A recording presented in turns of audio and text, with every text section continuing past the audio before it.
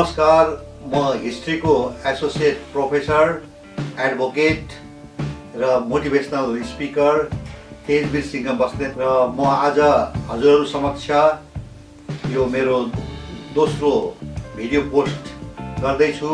आजको मेरो टपिक हो गोल सेटिङ अथवा लक्ष्य निर्धारण। हुन त म यस टपिकको सम्बन्धको कुनै विज्ञ त होइन, तैपनि आफूलाई जानेका कुराहरू लाभदायक होस् भन्ने उद्देश्यले हजुरहरू समक्ष म चाहिँ नि केही कुराहरू गोल सेटिङ्सको बारेमा निवेदन हजुरहरू समक्ष गर्दैछु।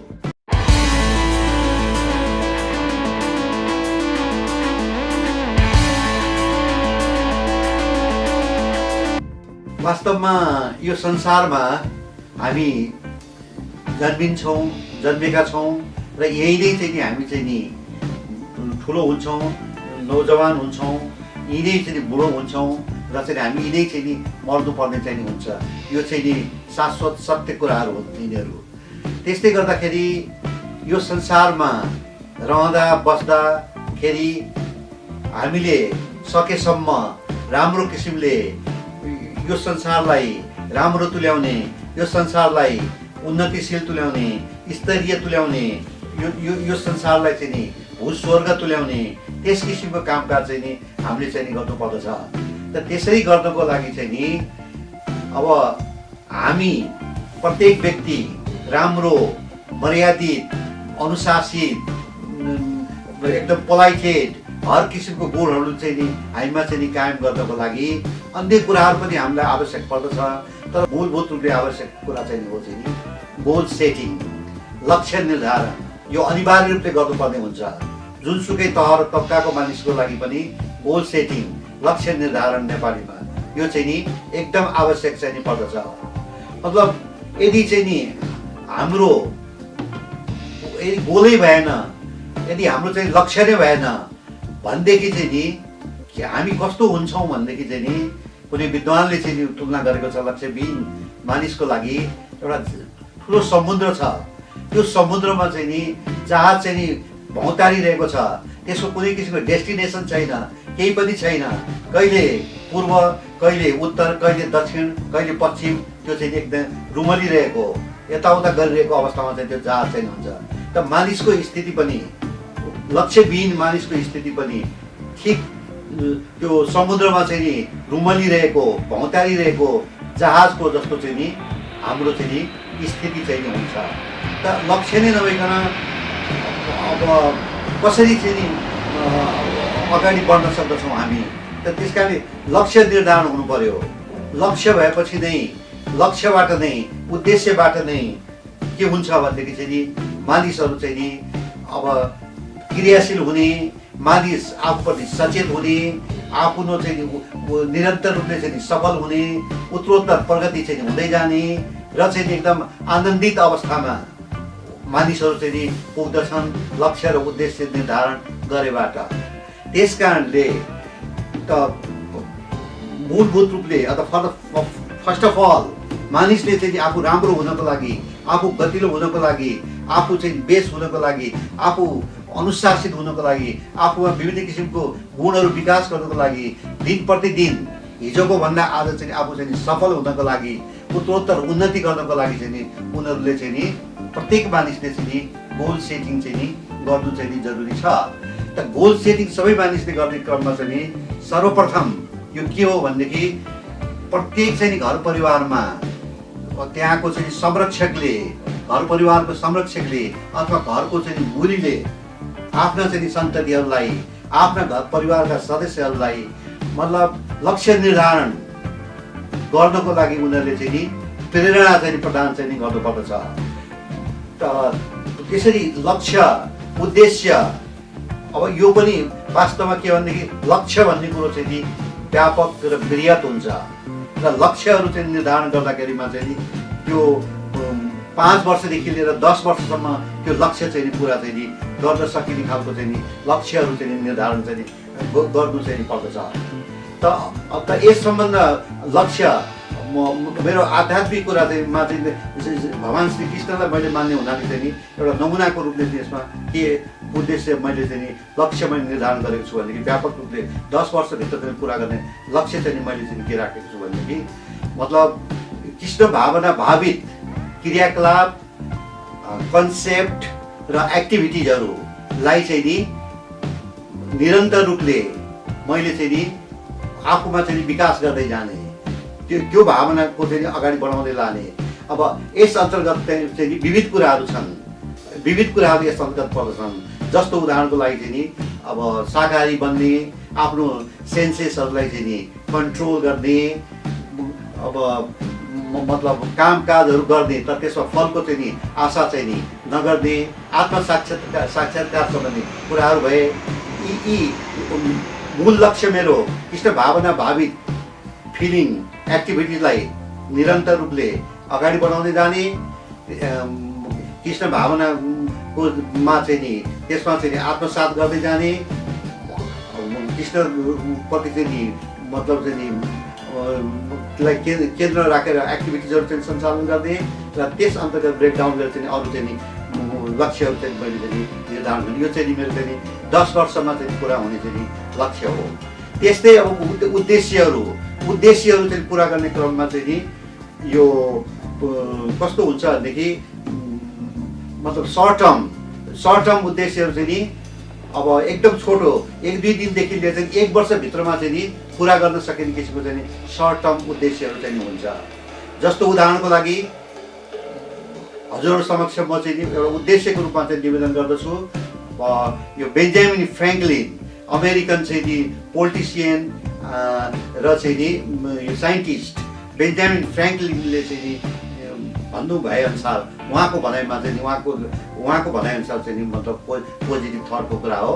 के भनेदेखि early to bed early to rise makes a man healthy wealthy and wise. टाइममा सुत्नु पर्यो, टाइममा उठ्नु पर्यो, त्यसो भयो भनेदेखि मान्छे चाहिँ नि मतलब स्वस्थ धनी र बुद्धिमान चाहिँ नि हुन्छ। त यसलाई चाहिँ नि अब हामीले एकै दिनमा पनि पुरा चाहिँ गर्न सक्दछौँ, धेरै समय लगाएर पनि पुरा गर्न सक्दछौँ। यो चाहिँ मानिसको चाहिँ नि अब उसको डिजायर कतिको चाहिँ नि बढी मात्रामा छ त्यस आधारमा चाहिँ नि उसले चाहिँ नि पुरा गर्ने भन्ने चाहिँ नि कुरा चाहिँ नि आउँदछ।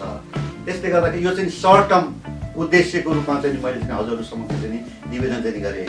त मानिसहरूले चाहिँ त्यो लक्ष्य उद्देश्य चाहिँ नि निर्धारण गर्दाखेरि त्यसमा टाइम कति अवधिभित्रमा त्यो उद्देश्य त्यो लक्ष्य पुरा गर्ने हो। बृहत लक्ष्यलाई 5 देखि 10 वर्षसम्मको कुरा आउँदछ र सर्ट टर्मलाई चाहिँ नि अब 1 दिनदेखि लिएर 1 वर्षसम्मकोलाई चाहिँ नि सर्ट टर्म भनिन्छ।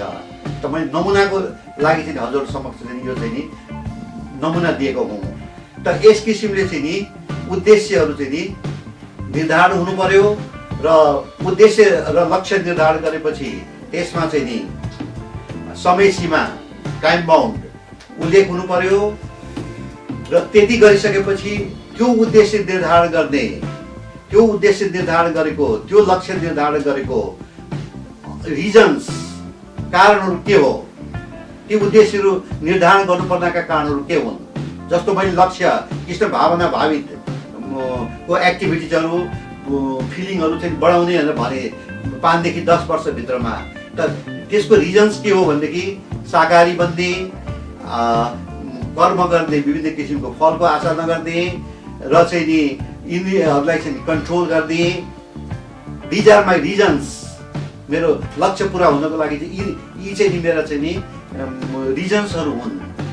त्यस कारणले मैले चाहिँ गरेको हुँ यो। त यो प्रत्येक उद्देश्य चाहिँ लक्ष्यमा चाहिँ नि यो गोल सेटिङ गर्ने पहिले सर्वप्रथम, त्यसपछि गएर चाहिँ टाइम कति अवधिमा त्यो गोल पुरा गर्न सक्ने हो, त्यो लक्ष्य उद्देश्य पुरा गर्न सक्ने त्यो निर्धारण गर्नु पर्यो।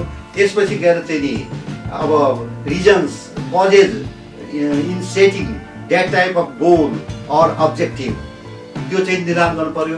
त्यसपछि अब जुन कारणले चाहिँ नि त्यो उद्देश्य वा लक्ष्य निर्धारण गरेको हो त्यसलाई पुरा गर्नको लागि चाहिँ नि वेज एन्ड मिन्स अथवा प्लानिङ गर्नु पर्यो।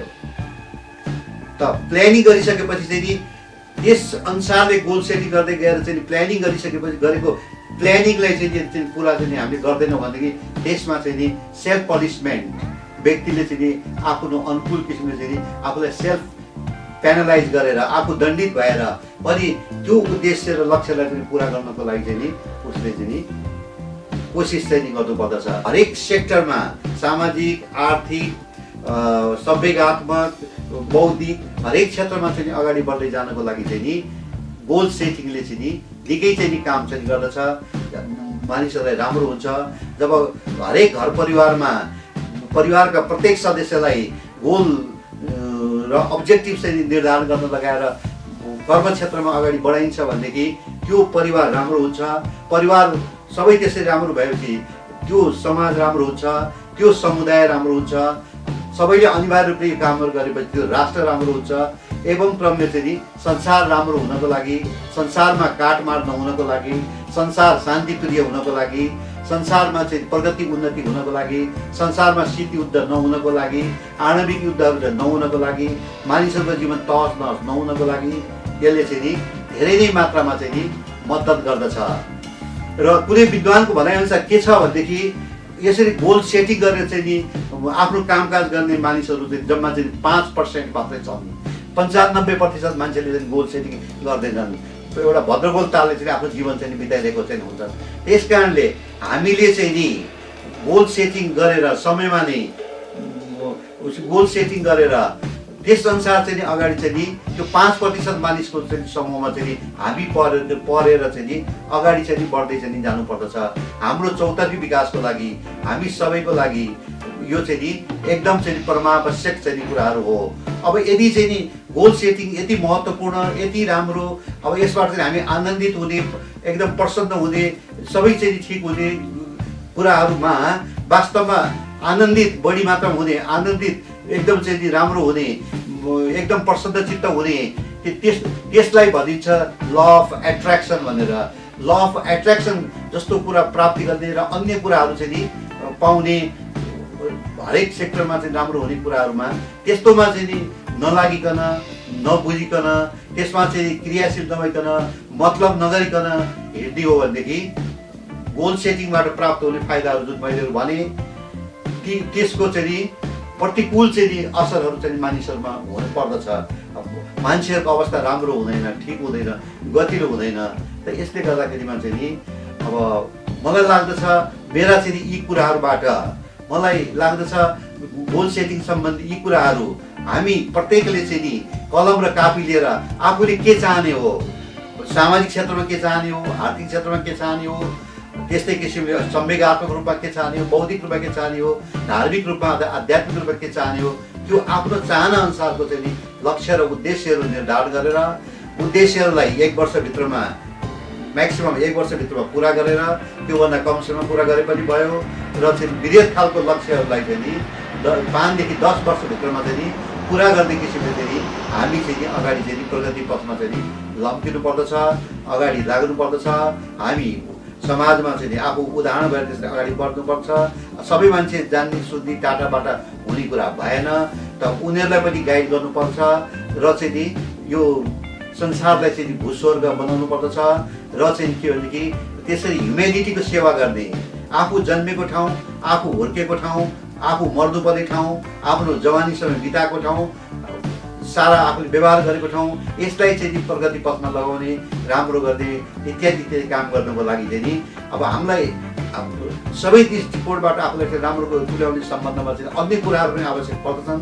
तीमध्ये चाहिँ नि मेजर कुरा, तीमध्ये चाहिँ मूलभूत कुरा चाहिँ नि गोल सेटिङ हो।